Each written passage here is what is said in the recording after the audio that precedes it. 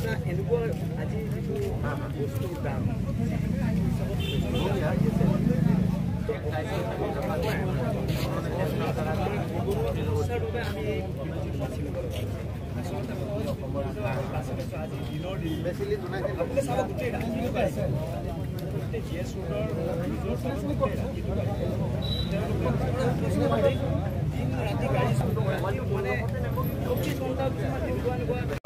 সমাধান আমি বিচাৰিছো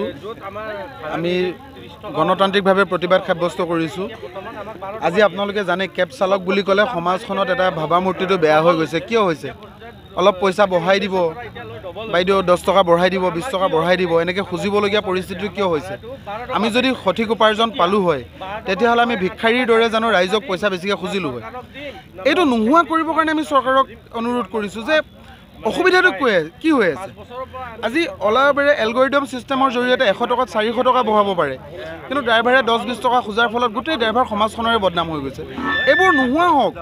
এটা সুচল যাতায়াতৰ ব্যৱস্থাত কেবে অন্যান্য এটা মাত্ৰা প্ৰদান কৰি আহিছে কেব সেৱাটো সম্পদলৈকে ৰূপান্তৰিত হৈছে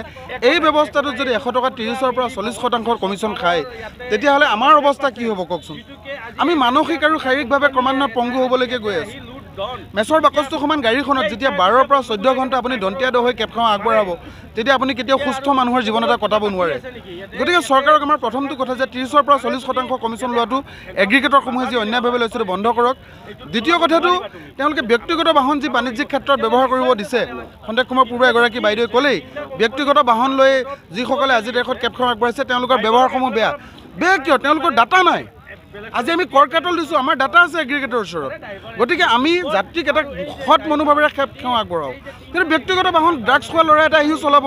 ভাং খোৱা ল'ৰা এটা আহিও চলাব যাত্ৰীটো সুৰক্ষিত অনুভৱ নকৰিব গতিকে পৰিস্থিতিটো বেয়া নোহোৱাকৈ এইবোৰ বিষয়ে গুৰুত্ব দিয়ক তৃতীয় কথাটো কি এয়াৰপৰ্টত আমাক বিনামূল্যে পাৰ্কিঙৰ ব্যৱস্থা কৰি দিয়ক অন্যথা আমি এয়াৰপৰ্টলৈকে যাত্ৰী নিয়া একদম বন্ধ কৰি দিম আমি নাযাওঁ এয়াৰপৰ্টলৈকে নাযাওঁ আপোনাৰ ঘৰত যদি যাওঁ বহিব নিদিয়ে আমি সদায় কিয় যাম আপোনাৰ ঘৰত বাহিৰত আহিলে আপুনি আমাক জৰিমনা বঢ়ায় আমি কি কৰিম সামাজিক সুৰক্ষা আইন প্ৰদান কৰি চালক শ্ৰমিকসকলৰ কাৰণে কল্যাণকামী আঁচনি প্ৰদান কৰক এই গোটেই বিষয়বস্তুসমূহ আমি চৰকাৰৰ ওচৰত দাবী কৰিছোঁ